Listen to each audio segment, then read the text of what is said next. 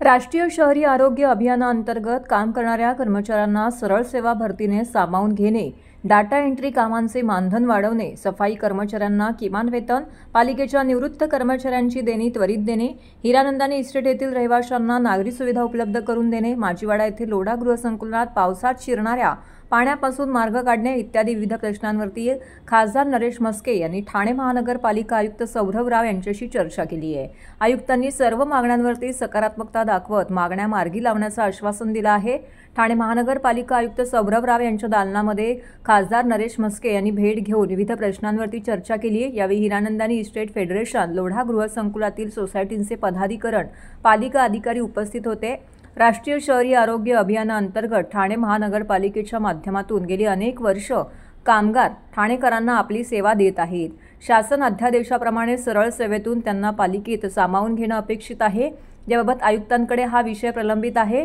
10 वर्षापेक्षा अधिक काळ सेवा देणाऱ्या 70% कामगारांना पालिकेत सामावून घेण्याची मागणी खासदार नरेश म्हस्के यांनी केली आहे। आयुक्त सौरभ राव यांनी या मागणीला सकारात्मकता दाखवत पालिकेत सामावून घेण्याची प्रक्रिया लवकरात लवकर मार्गी लावण्याचं आश्वासन दिले आहे। ठाणे महानगरपालिकेत 2015 सालापासून 29 कर्मचारी अवघ्या 12,000 रुपयांच्या मानधनावरती काम करत आहेत। हे सर्व कर्मचारी उच्च शिक्षित असून तुटपुंजा मानधनावरती काम करत असल्याने त्यांना त्वरित मानधन वाढ देण्याची मागणी यावेळी करण्यात आली। तसेच आरोग्य केंद्रावरती सफाई कामगार आणि सहाय्यक अवघ्या 12,000 रुपयात काम करत असून 15व्या वित्त आयोगानुसार या कामगारांना मानधन वाढवून देण्याची मागणी खासदार नरेश म्हस्के यांनी केली आहे। बरेचसे काही विषय होते, कामगारांच्या संदर्भातला विषय होता। एनएचएमचे आमचे जे गेले 15 ते 20-25 वर्षापासून लोक काम करतायत त्यांचा परमनंट संदर्भातला विषय होता, जो शासनाचा GR आला होता। त्याच्यामध्ये पण पॉझिटिव्हिटी आम्हाला मिळालेली आहे। डाटा एंट्रीचे जे काही आमचे कामगार आहेत 2015 पासून त्यांना 11 ते 12,000 रुपये पगार येतो।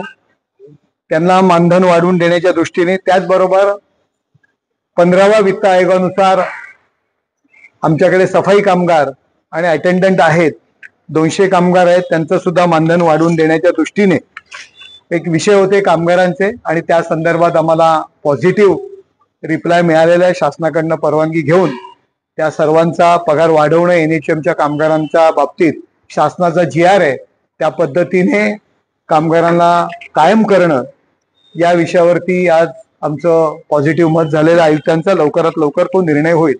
त्याचबरोबर हिरानंदानी जो डेव्हलपर आहे, हिरानंदानी इस्टेट, या ठिकाणी 25 वर्ष झाली त्या ठिकाणी लोक राहायला आलेले आहेत। त्यांना ज्या अमेनिटीज द्यायला पाहिजेत, जी जागा आहे अमेनिटीसाठी, क्लब हाऊस असेल, त्या अमेनिटी दिल्या जात नाहीत। आणखी माझा प्रोजेक्ट पूर्ण झाल्यानंतर जो टाउनशिपचा नियम आहे त्या नियमाचा आधार घेऊन मैदान असेल, रिक्रिएशन सेंटर असेल, त्या कुठल्याही सुविधा हिरानंदानीचा बिल्डर त्यांना देत नाही।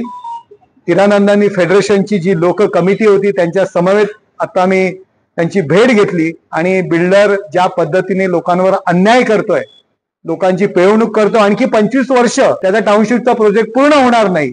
डेव्हलपमेंट चार्ज असेल, त्याचबरोबर ह्या सगळ्या फॅसिलिटीज देतो त्याचा चार्ज गेले 25 वर्ष त्यांनी घेतलेला आहे। आणखी 25 वर्ष त्याचा प्रोजेक्ट पूर्ण होणार नाही, कारण जागा नाला बुजवून, खाडी बुजवून जागा विकत घेऊन त्याचा प्रोजेक्ट सुरू आहे। तोपर्यंत 50 वर्ष लोकांना तुम्ही फॅसिलिटी देणार नाही का? तो त्या कायद्याचा उपयोग करून लोकांना फॅसिलिटी देत नाही। ज्या मैदानावर स्वतः मॅरेथॉन करतो, परंतु त्या हिरानंदानी इस्टेट परिसरातील लोकांना त्या मैदानावर खेळून पण देत नाही।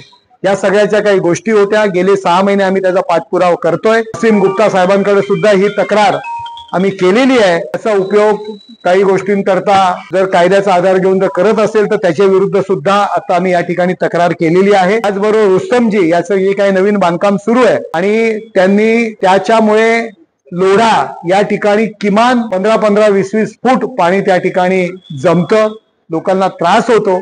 नाल्याचा जो काही प्रॉब्लेम्स आहे, त्या ठिकाणी एक रस्ता जातोय। ज्या लोढा बिल्डरनी लोकांना बॅडमिंटन कोर्ट डीपीच्या जागेवरती बॅडमिंटन टेनिस कोर्ट म्हणून बांधलं, आणि आता रस्त्याच्या डीपी कामानिमित्त ते पूर्ण आता उद्ध्वस्त होत आहे, आणि सोसायटीची जागा सोसायटीला मिळत नाही, सोसायटीचं कंपाऊंडही घालता येत नाही। तो जो काही रस्ता जातोय तर तो रस्ता थोडा शिफ्ट करणं, याकरता आता आम्ही आयुक्तांची भेट घेतली। सर्व त्या ठिकाणचे रहिवासी उपस्थित होते आणि सगळ्याला पॉझिटिव्ह रिप्लाय मिळालेला आहे।